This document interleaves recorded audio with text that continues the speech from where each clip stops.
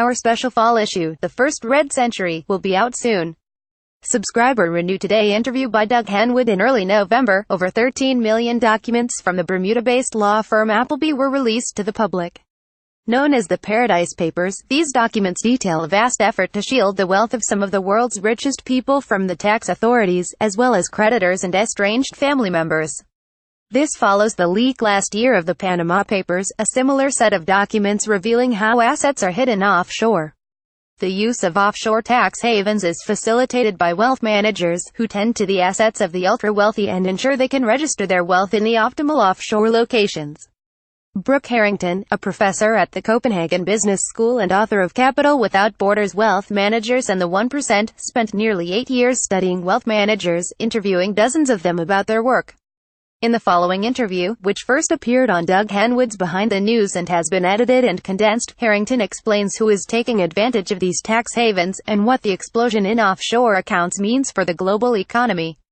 Is there anything in these Paradise Papers that surprised you? I was a little surprised that Queen Elizabeth would take the risk of using offshore structures.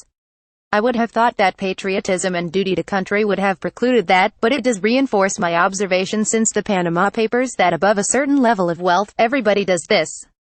In your book, you quote a popular study of these offshore financial centers as saying that the characters involved are a peculiar mix of castle-owning members of European aristocracies, fanatical supporters of Ayn Rand, members of the world's intelligence services, global criminals, British public school boys, and assorted lords and ladies and bankers galore. That's the entire cast of characters of the very rich we're talking about, right? Yeah? I was so struck after the Panama Papers by the photos, the images that the International Consortium of Investigative Journalists put up, because it was Lionel Messi right next to Jackie Chan, right next to Vladimir Putin and Assad of Syria and the Prime Minister of Iceland. What do those people actually have in common? Apparently what they have in common is that they're part of this global class of people who are above the law.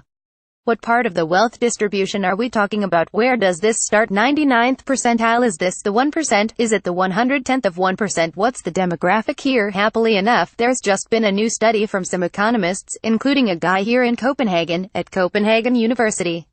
They say it's the 0.01% who are the major users of these offshore facilities. So the 1% we would just call affluent, but it's the 0.01% who really start to get into the kind of money where you can afford to pay a wealth manager, because it's not cheap to have someone to create and manage offshore structures for you. I was struck, though, that in your chapter about who these wealth managers are, that their salaries are apparently rather low by the standards of finance: $200,000 or $300,000. This is not something that a big shot at Goldman Sachs would be impressed with. If this is so crucial to the maintenance of wealth of this 0.01%, why are they so modestly compensated? I asked this question to as many wealth managers as I could, and if the answer I got is, first of all, most of the people who do wealth management for a living live in places where there's low to zero taxation, so those hundreds of thousands of dollars they're getting in their salaries, that's not just gross, it's net. Second of all, for a lot of people who do this for a living, it's a lifestyle choice. They could be doubling their salary working in corporate law or corporate finance, but they'd be working 80 to 100-hour weeks, whereas a lot of them told me explicitly, I make a really good living working a 9-to-5 job.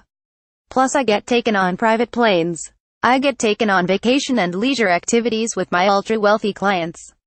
I have many of the benefits of being an ultra-wealthy person, but I get to have a normal job that isn't going to keep me away from my family and having fun in life.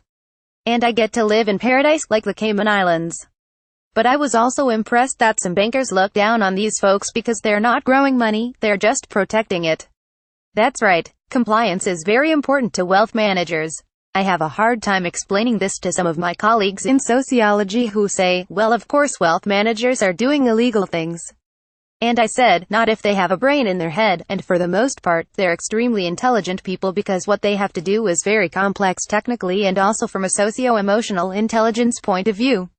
They would never willingly do something that they know to be illegal, because that's going to put them at huge risk.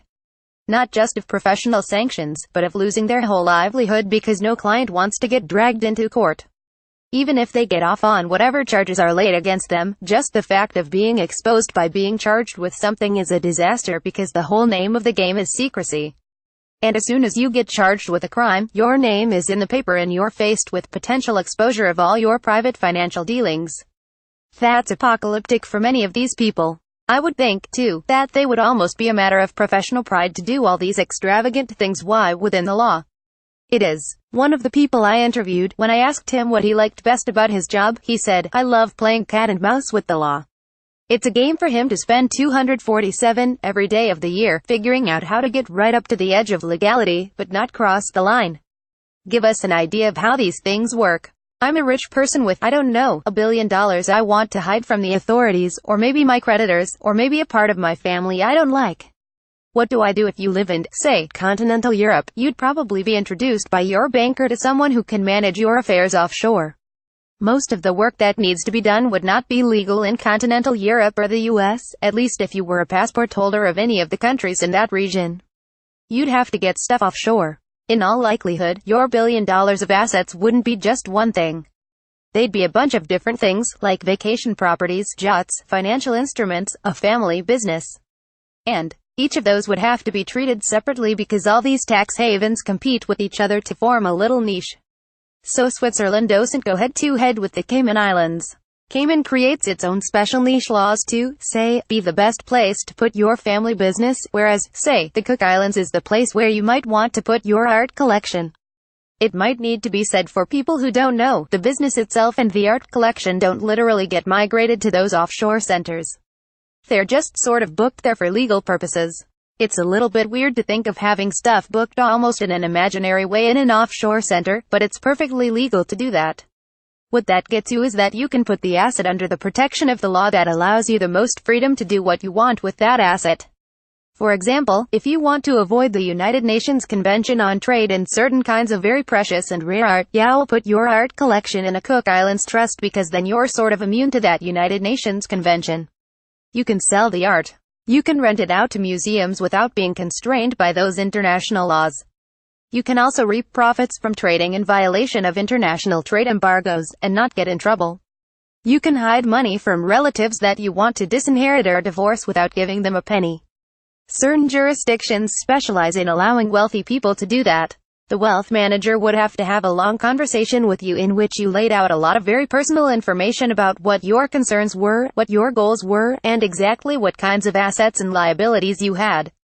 This is part of what you said earlier about a socio-emotional intelligence that's required. It's not just a matter of money and law, but it's the entire client's life. Right. And that is what makes this profession particularly fascinating. You can be a good surgeon technically, but a jerk as a person, no bedside manner, no empathy, no nothing. But people will still come to you because they trust you to be the best person to operate on their brain tumor. But to be a good wealth manager, you not only have to be top of your game in terms of legal financial expertise, you have to have really extraordinary skills at understanding concerns of multiple cultures, often very different from your own. And you have to be a good psychologist. Several of the people I interviewed said, "I'm a social worker for the rich." And they weren't kidding. A lot of the money we're talking about here are new fortunes that were created in the 80s with technological and financial revolutions, deregulations, and things like that. So there hasn't been much of a generational transfer, maybe at most one. There's a lot of new money that's sloshing around at great quantities. Is this what's behind the creation and the explosion of these offshore centers, these new fortunes that are really very phobic about being confiscated? No, I would say it's not. And it's important to realize that economic studies of all these, say, Silicon Valley entrepreneurs who've made new fortunes, reveal that the American belief that anybody can bootstrap themselves up and become the next Steve Jobs is actually not true. That the people who engage in entrepreneurial activity are doing so because they have inherited wealth behind them. They have a private safety net. So that's really what drives entrepreneurial activity, it's inherited wealth. Not necessarily the level of wealth that would get you multiple offshore accounts, but enough so that if you fail multiple times as an entrepreneur, you're not going to be living in a box on the street. You just get up and do it again. You have family resources to fall back on. But to go back to the question of what spurred the growth of offshore, according to the 65 wealth managers that I interviewed all over the world, it had to do with a couple of things that happened simultaneously. Before I was born, there used to be things called currency controls. Some countries still have them, but what they mean is that you're not allowed to take more than a certain fixed amount out of the country, and it's usually rather a low amount. One of the people who taught me in the wealth management training program was British, and he said, in the 70s, if you were in England and wanted to go on holiday, you couldn't take more than £50 out of the country with you. It made going on holiday quite difficult. So imagine if you're a company and you wanted to do business, because currency controls applied to you, too. Companies had to lobby for the creation of these legal financial no-man's lands, which we now know as offshore financial centers, where currency controls didn't apply. So, Channel Islands of Jersey and Guernsey, they're technically still Great Britain, so you could get money there, but money could leave those places in much greater quantities than they could leave the main island, England. So people started using Jersey and Guernsey, and other crown dependencies of Great Britain, as conduits to plug into the global economy. That was one thing. The other thing was that, in the 70s, a lot of countries began to develop extensive welfare states, so taxes rose. And a lot of wealthy people didn't want to pay those taxes. They saw the lifting of currency controls, or the availability of offshore financial centers, and they said, aha! If corporations can use them, I can use them, too. And they would employ bankers and lawyers to get their personal wealth offshore in the same way that corporations were doing. That became this massive growth industry that multiplied on itself, like a snowball picking up snow as it rolled downhill, because wealth, as Thomas Piketty has shown, tends to multiply itself much more than other kinds of economic assets. As I was reading your book, one was thinking that this interest in protecting wealth, rather than creating it, seems symptomatic of a certain senescence creeping into capitalism. It reminds me of an older person moving out of growth stocks into municipal bonds, and it's all about capital preservation. We haven't mentioned how the bankers are somewhat contemptuous of this goal. But what does it say about the state of capitalism that these immense fortunes are sequestered, not so much engaged with expansion of the system, but are being kept from the prying eyes of government or relatives? People who claim to love capitalism and care about capitalism thriving should be very worried about this, because what this concentration of capital in an increasingly small group of people's hands means is that the economic system is ossifying. It's going backwards towards feudalism, where wealth was tied up generation after generation among a very small group of families. That's exactly what we see happening now. You may have seen that every year, Oxfam produces a study in which they count the number of people whose wealth exceeds that of the poorest 50% of humanity. In 2010, that number was above 300. In 2017, as of January, it was 8. The number of people who could fit into an extra-large golf cart now own wealth equivalent to the bottom 50% of humanity. That's neo-feudalism, and we're already seeing the consequences in the extreme decline of upward mobility in the U.S. Now, when you get an inheritance in the U.S., that doesn't just benefit children or grandchildren of the original rich people. It has a knock-on effect to the 5th or 6th generation. Meanwhile, most Americans, especially African Americans, have nothing but debt when they die. Whereas a very tiny group of people at the very top of the socio-economic scale have billions to distribute to their heirs when they die. We've essentially refeudalized ourselves. You would think that the political class would have an interest in getting its hands on the vast amount of tax revenue that's foregone in this age of constant budget cuts and austerity, but on the other hand, the political class is very dependent upon these folks for their funding.